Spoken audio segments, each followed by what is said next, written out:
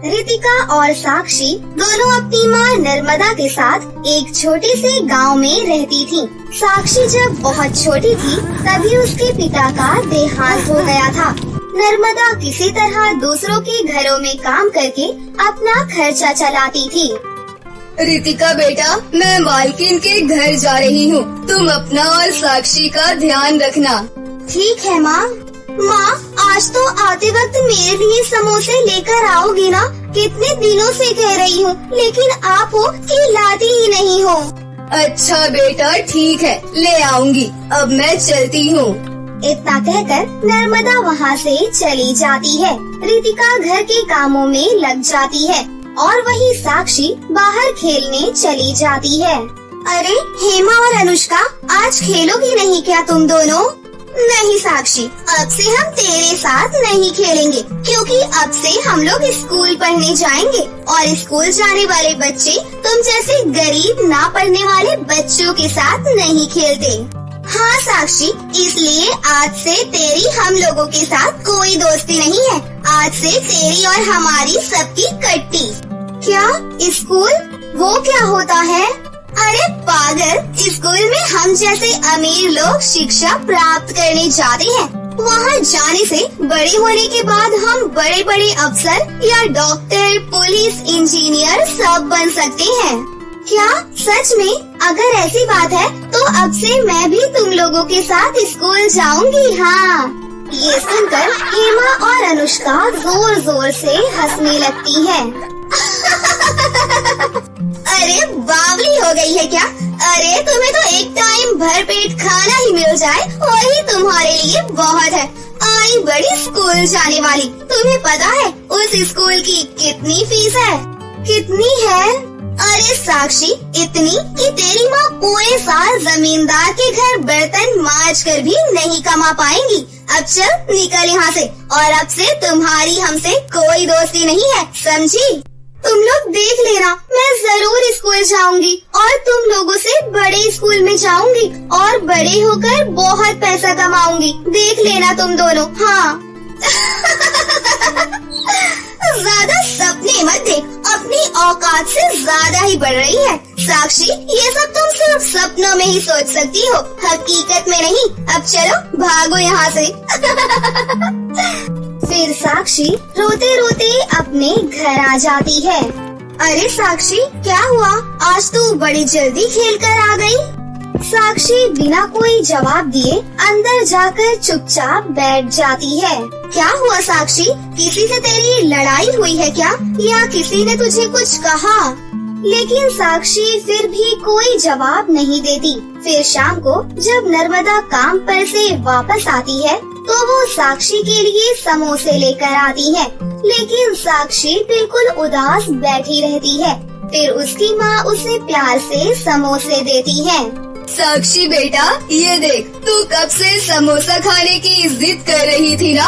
आज मैं तेरे लिए मालकिन से कुछ समोसे मांग कर लाई हूँ। माँ, मुझे कोई समोसा वमोसा नहीं खाना है। अरे रे, क्या हुआ मेरी बेटी को? दीदी ने डांटा है क्या? क्या हुआ बेटा? माँ, पता नहीं इसे क्या हुआ है। जब से शाम को बाहर से खेल कर आई है तब से ही इसका मुंह बना हुआ है। मुझे तो कोई जवाब ही नहीं दे रही है। अब आप ही इससे पूछ कर देखो, शायद ये आपको कुछ बता दे। साक्षी बेटा, क्या हुआ? बता मुझे बेटा। माँ, मुझे भी हेमा और अनुष्का की तरह स्कूल जाकर पढ़ाई करनी है और बहुत बड़ा इंसान बनना है। मुझे भी पढ़ने जाना है माँ। लो, देख लिया ना माँ, और इसे बाहर खेलने भेजो। मैं पहले ही कहती थी ना, ये बाहर के बच्चों को देखकर घर आकर यही सब ऊट पटांग जिद करेगी। अब पूरा करो इसकी जिद। कहाँ से पूरा करोगी? साक्षी बेटा, तुझे तो पता है ना, हम कितनी मुश्किल से एक वक्त का खाने का पैसा जुटा पाते हैं। अब ऐसी हालत में हम तुम्हें पढ़ने कैसे भेज सकते हैं? वहाँ तो पढ़ने के बहुत ज्यादा पैसे लगते हैं ना। ये तो बहुत गलत बात है ना माँ। शिक्षा सिर्फ अमीर के बच्चों के लिए ही नहीं है। शिक्षा प्राप्त करने का हक सभी को बराबर होना चाहिए, और जिसमें काबिलियत हो नौकरी उसी को मिलनी चाहिए। लेकिन जब हमें शिक्षा ही नहीं मिलेगी तो हमें नौकरी कहाँ से मिलेगी? सारा जीवन हमारा ऐसे ही गरीबी में गुजरेगा। हाँ बेटी, हम गरीबों की किस्मत पहले से ही लिख दी जाती है। हम गरीबों की किस्मत में गरीबी और भुखमरी के सिवा कुछ नहीं लिखा होता। अब ये सब छोड़ और चल चल कर खाना खाते हैं। फिर सभी लोग एक साथ मिलकर खाना खाने बैठते हैं।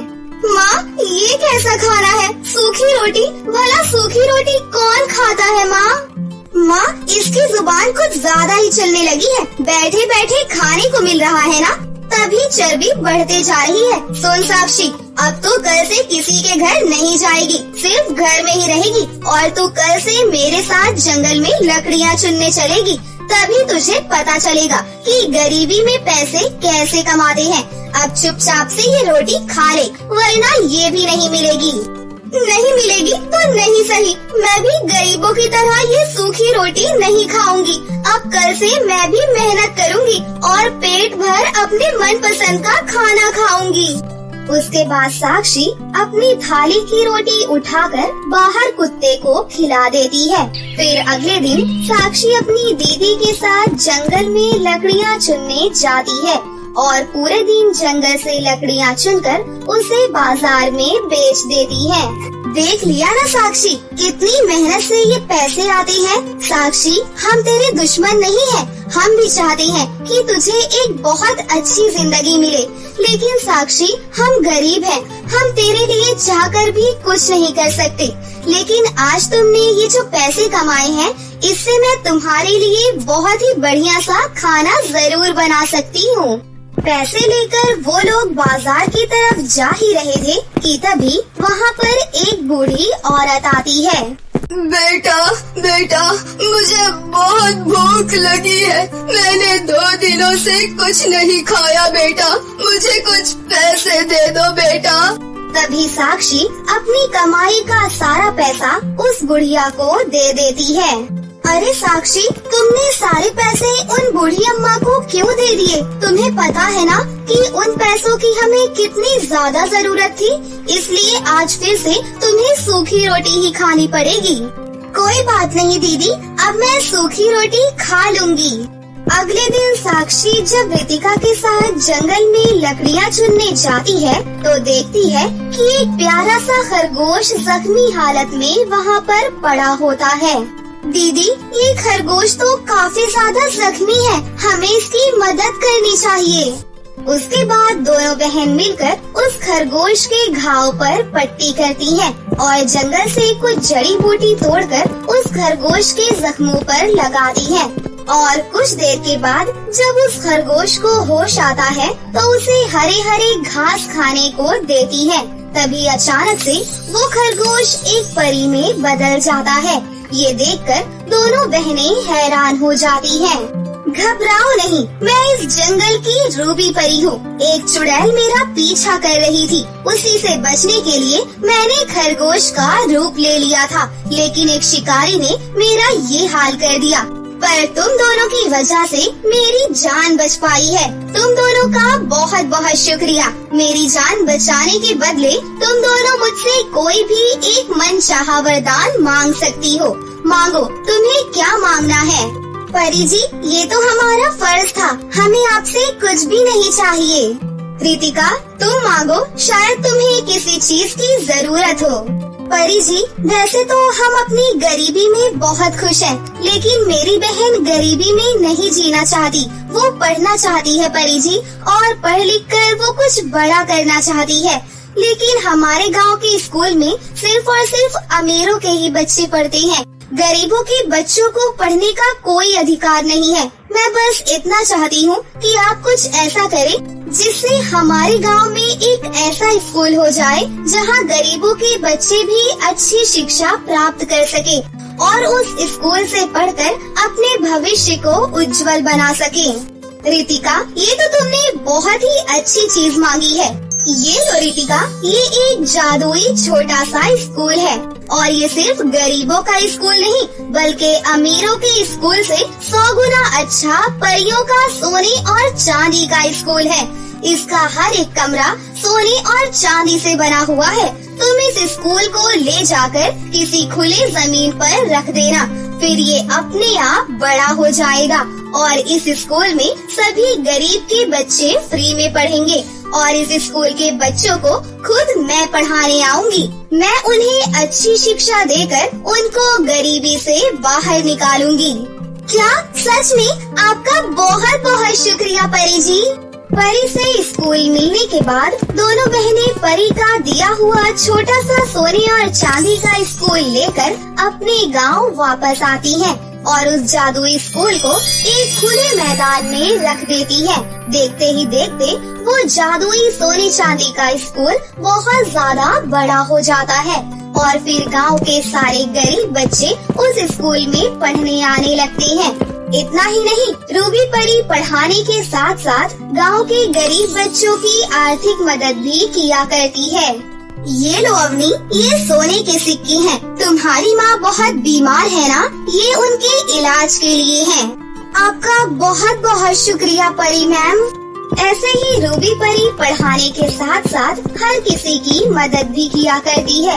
जब ये बात हेमा और अनुष्का को पता चलती है तो वो दोनों भी परी के सोने चांदी के स्कूल में आती हैं। अरे अनुष्का, ये स्कूल तो बहुत ही ज्यादा सुंदर है और यहाँ देखो जगह जगह सोना और चांदी है। हाँ यार, अगर ये इतना सारा सोना हमारे पास आ जाए फिर तो हम इस गांव के क्या देश के सबसे अमीर इंसान बन जाएंगे। हेमा और अनुष्का ऐसे बात कर ही रही थी कि तभी रूबी परी वहाँ पर आ जाती है। क्या बात है बच्चों, तुम दोनों यहाँ पर क्या कर रही हो? क्या बताऊँ परी जी, हम लोग बहुत गरीब हैं। हमारे इस दुनिया में कोई भी नहीं है। हमारे पास रहने के लिए घर भी नहीं है परी जी। हमें आप अपने सोने और चांदी के स्कूल से कुछ सोना दे दीजिए जिससे हम अपना गुजारा कर सके। हाँ परी जी, हेमा बिल्कुल ठीक कह रही है। आप प्लीज हमारी मदद करिए। ठीक है बच्चों, ये लो, ये कुछ सोने के सिक्के हैं। हेमा और अनुष्का जैसे ही सोना लेकर अपने घर आती हैं, तो देखती हैं कि जहाँ पर उसका घर था अब वहाँ पर कोई घर नहीं था और उसके माता पिता पूरी तरह से कंगाल हो चुके थे।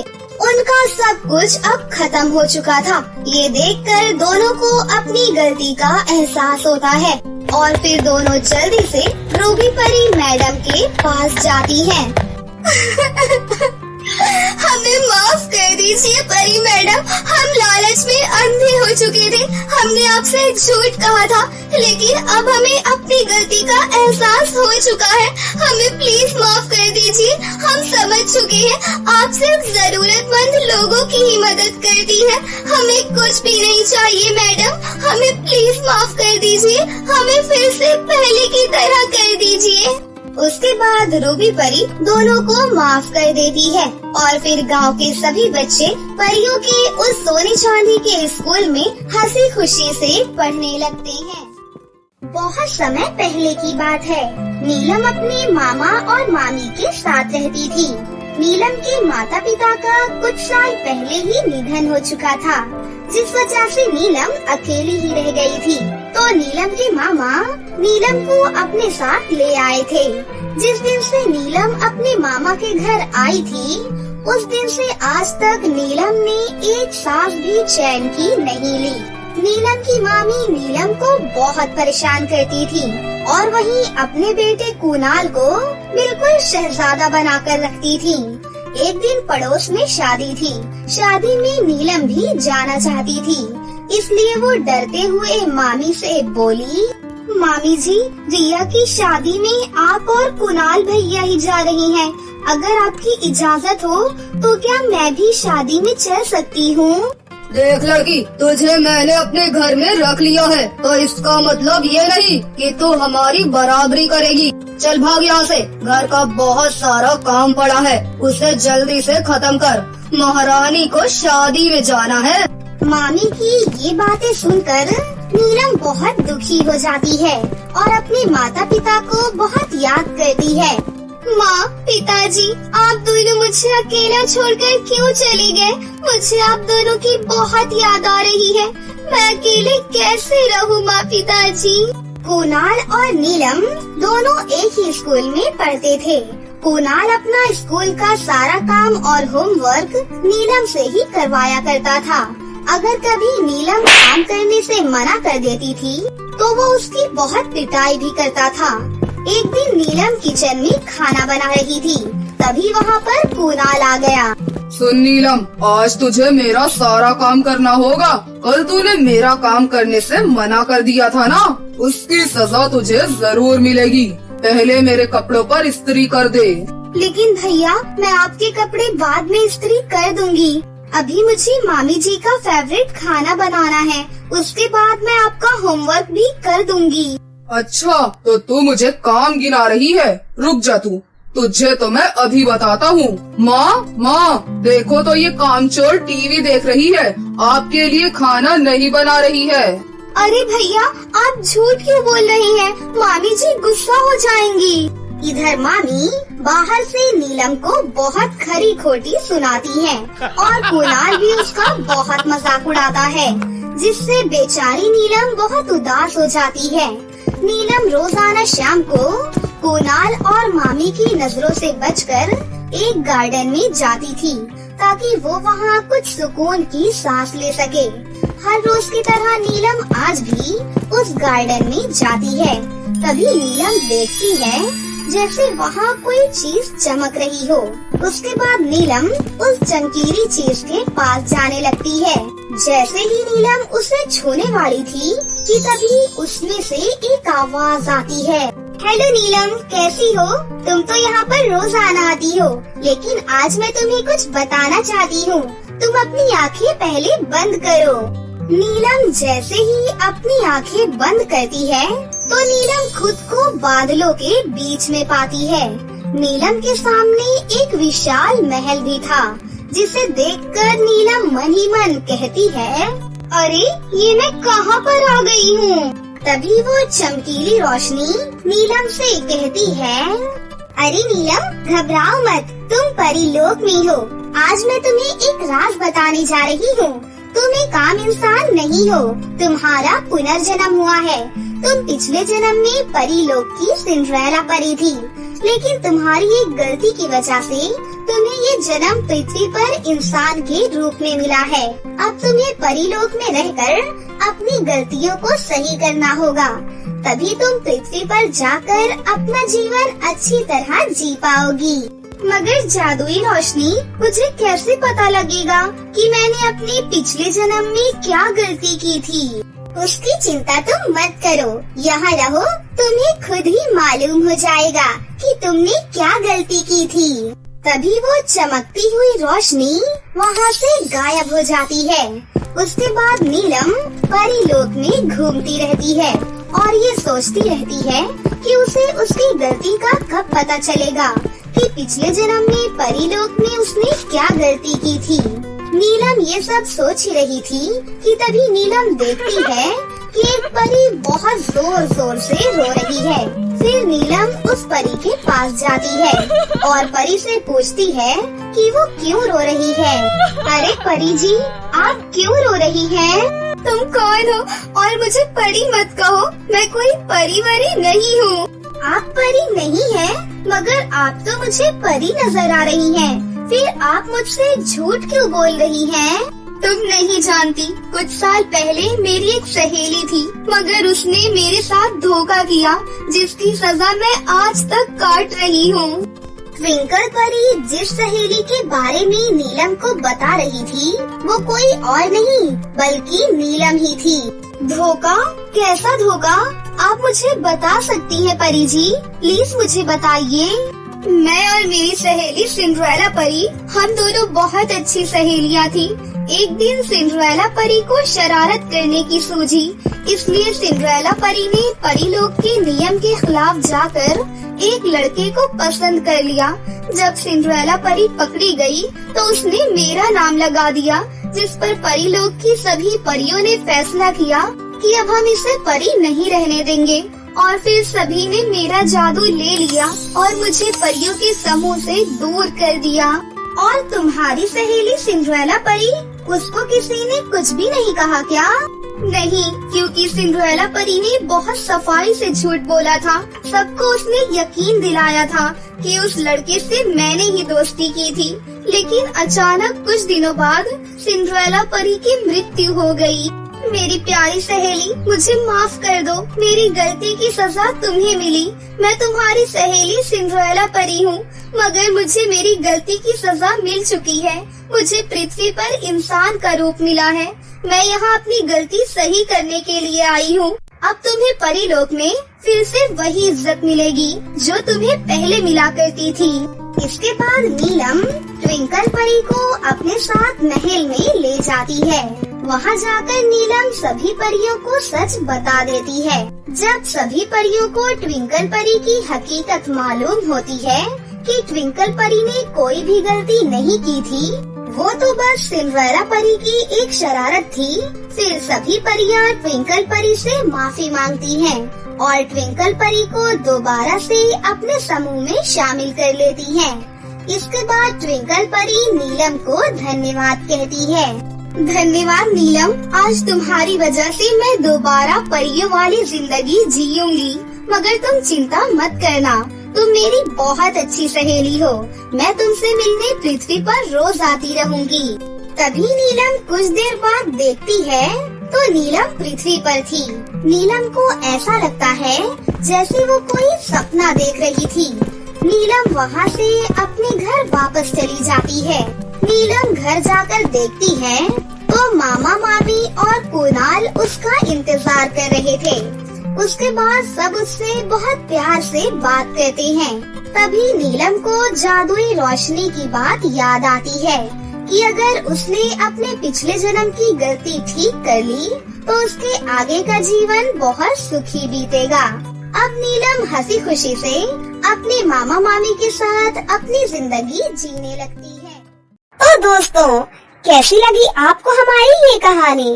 अगर आपको हमारी कहानी अच्छी लगी हो तो इसे जरूर लाइक करें। साथ ही हमारे चैनल को सब्सक्राइब भी कर लें और बेल आइकन को दबाना ना भूलें। मिलते हैं अगली वीडियो में। धन्यवाद।